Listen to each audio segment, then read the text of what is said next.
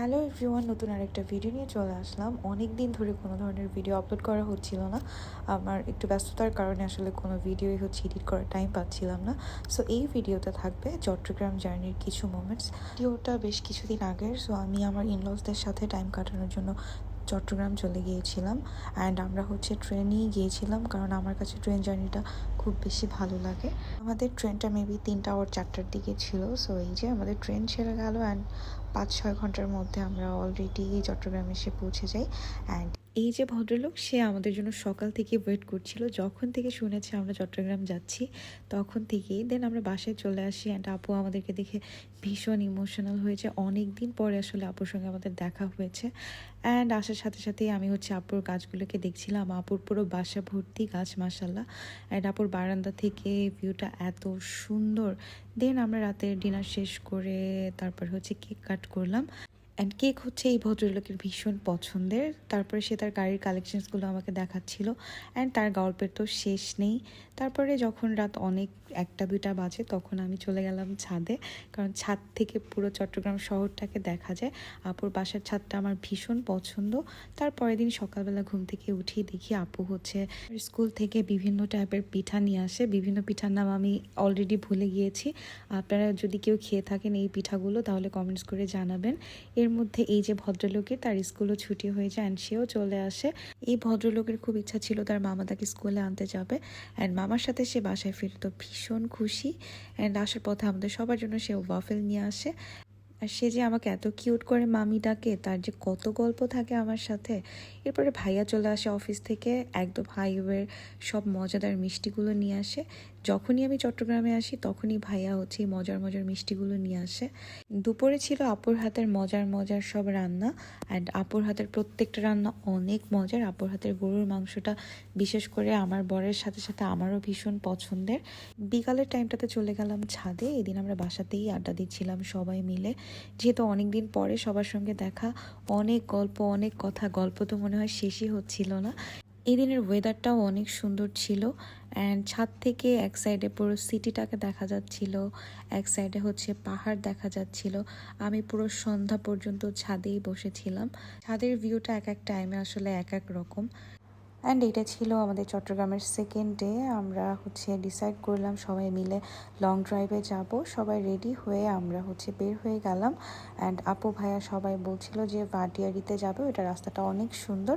And আমার কাছে এরকম নেচার, খুব সুন্দর আঁকাবাঁকা রাস্তা ভীষণ ভাল লাগে। সো এরকম বিউটিফুল একটা আঁকাবাঁকা রাস্তা, পাহাড়ি রাস্তা দেখতে দেখতে আপু ভাইয়া, তারপর আমার বর, ওদের সবার ছোটোবেলার গল্প সব কিছু শুনতে শুনতে এরকম আঁকাবাঁকা রাস্তা দিয়ে যাচ্ছিলাম। এই দিনের ওয়েদারটা এত ভাল লাগছিল, সব কিছু মিলে দিনটা অনেক বেশি পারফেক্ট ছিল। বিশেষ করে এই ভাটিয়ারি রাস্তাটা ভীষণ সুন্দর, চারদিকে পাহাড়, আঁকাবাঁকা রাস্তা, পারফেক্ট একটা ওয়েদার। সো সব কিছু মিলিয়ে দিনটা অনেক পারফেক্ট ছিল। অ্যান্ড এই জায়গাটা দেখে আসলে আমরা কন্ট্রোল করতে পারি নাই। অ্যান্ড আমরা এখানে নেমে হাঁটাহাঁটি শুরু করে দিই। আমরা অনেক সময় এই ভাটিয়ারির রাস্তাগুলোতে ঘুরছিলাম। অ্যান্ড আমরা ভাবছিলাম যে এখানে একদিন পিকনিকের জন্য আসতে হবে, কারণ প্রত্যেকটা জায়গা, প্রত্যেকটা পথ অনেক বেশি সুন্দর। সো আমরা পুরো বিকেলের পুরো টাইমটাই এই জায়গাটাতে কাটালাম। এখানে গেলে আপনি অবশ্যই সাথে করে একটু চা নিয়ে যাবেন, একটা বেডশিট নিয়ে যাবেন, কিছু স্ন্যাক্স সাথে করে নিয়ে যাবেন। সো এখানে বসে একদম সুন্দরভাবে একটা ডে আউটিংয়ের মতন করে, বা একটা পিকনিক, একটা ভাইব, একটা স্পট যেখানে বসে চা খেতে ভীষণই ভালো লাগবে। সো এই সুন্দর জায়গাতে আমরা বসে অনেকক্ষণ আড্ডা দিলাম। আড্ডা দিয়ে তারপরে আমরা ভাবছিলাম এরপরে আমরা কোথায় যাব। অ্যান্ড আমার এই জায়গাটা ছেড়ে আসলে আসতে ইচ্ছা করছিল না, কিন্তু আমরা যেহেতু আজকে অনেক জায়গায় ঘুরবো, সো এই জায়গা থেকে তো আসতেই হবে। জায়গাতে আসলে পিকচার্স পারফেক্ট একটা কথা আছে না, এরকম একটা জায়গা যেখানে আসলে আপনি দাঁড়ালে পিকচার্স এমনিতেই সুন্দর আসবে। সো সামনে কিছু দূর হাঁটার পরেই চোখে পড়লো আরও একটা শিমুল গাছ, যে গাছে একদম সুন্দর লাল টুকটুকে শিমুল ফুল ছিল। ওখান থেকে আমার বর একটা ফুল করে আমাকে দেয়। পরন্ত বিকেলে আমরা অনেক দূর হাঁটলাম অনেক সুন্দর একটা জায়গাতে। এই সূর্য অ্যান্ড কাশফুলের কম্বিনেশনটা অনেক সুন্দর লাগছিল। আমরা সবাই মিলে অনেক বেশি এনজয় করি। অ্যান্ড এই যে হ্যান্ডসামকে দেখতে পাচ্ছেন, সে তো ভীষণ খুশি যে সামনে চোখে পড়লো আরও একটা সুন্দর শিমুল গাছ। তারপরে চোখে পড়লো লজ্জাপতি গাছ, যেটা দেখলে আমি ছোটোবেলার মতন লোভ সামলাতে পারি না, ওদেরকে আমার টাচ করতেই হবে। এটা মনে হয় সবারই এই কাজটা সবাই মেবি করে। এরপরে আমরা এখান থেকে চলে যাব অন্য আরেকটা জায়গাতে। মোটামুটি আজকে সারাদিনটাই আমরা ঘুরবো। আলাদা করে আমাদের কোনো প্ল্যান ছিল না, যেই জায়গাতে আমাদের ভালো লাগছিল দেখে মনে হচ্ছিল এই জায়গাটা সুন্দর, ওখানেই আমরা হচ্ছে নেমে কিছুক্ষণ দাঁড়াই। সো এই রাস্তার পুরো জায়গাটাই খুব সুন্দর অ্যান্ড এই জায়গাতে গেলে অবশ্যই আপনারা লং ড্রাইভে যাওয়ার ট্রাই করবেন একটু টাইম নিয়ে, কারণ পুরো রাস্তাটা খুব সুন্দর। আপনার অনেক জায়গাতেই মনে হবে যে এই জায়গাতে আমি একটু দাঁড়াই, এখানে একটু পিকচার্স তুলি, এরকম একটা জায়গা। অ্যান্ড আমার পার্সোনালি এই টাইপের জায়গা ভীষণই ভালো লাগে। এই টাইপের সুন্দর রোড, এই টাইপের গ্রিন নেচার, এই টাইপের জায়গাগুলো আমাকে ভীষণ টানে। সো এখানে ছিল গলফ ক্লাব, যেখানে আসলে আমাদের পারমিশন ছিল না বলে আমরা যেতে পারিনি। সো এটার পাশে একটা রোড ছিল, এখান থেকে আমরা একদম ভিতরের দিকে চলে যাই। অ্যান্ড যাওয়ার পরে দেখলাম একটা বিশাল দিঘির মতন কিছু একটা। সো এই জায়গাটাও ভীষণ সুন্দর ছিল। আই মিন যেগুলো আসলে ম্যানমেড না, যেগুলো একদমই ন্যাচারাল, ওরকম জায়গাগুলো আমার বেশি ভালো লাগে। সো এরপরে যখন এখান থেকে আমরা চলে আসলাম তখন দেখলাম যে এখানে অজগর আছে, একা চলাচল নিষেধ। তো অলরেডি তো আমরা ঘুরে টুরে চলে আসি। যাই হোক, এরপরে চলে গেলাম সানসেট পয়েন্টে সানসেট দেখার জন্য। ভীষণ ক্রাউডেড একটা এরিয়া। সো আপনারা হচ্ছে অবশ্যই এটা মাথায় রাখবেন যে এই জায়গাতে ভীষণ ভীষণ মানুষ থাকে। সো যাই হোক, আমরা বেশ কিছুক্ষণ দাঁড়ালাম, তারপরে দেখলাম সূর্যটা একদম সাগরে মিশে যায়। সো এটা খুব বেশি সুন্দর ছিল। দেন আসার পথে আমরা টঙের দোকানে বসে চা খেয়ে নিলাম। অ্যান্ড আপু তো চা না খেলেই তার মাথাটা খারাপ হয়ে যায় একদম। আমার বর অ্যান্ড আমার বরের বোন, তাদের হচ্ছে সবার আগে যেটা লাগবে সেটা হচ্ছে চা। সো তারপরে আমরা কিছুক্ষণ জ্যাম ট্যাম ঠেলে চলে গেলাম বিচের পাড়ে। সো এখানেও অনেক ক্রাউডেড ছিল, ওখানেও আমরা বেশিক্ষণ স্টে করিনি।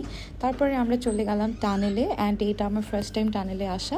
সমুদ্রের মধ্য থেকে একটা রাস্তা, যেটা যেতে আমাদের মনে হয় সর্বোচ্চ 2 থেকে 3 মিনিট সময় লাগে। এই এক্সপিরিয়েন্সটাও খুব মজার ছিল। সো এখান থেকে আমরা চলে যাব সোজা ডিনারের জন্যে।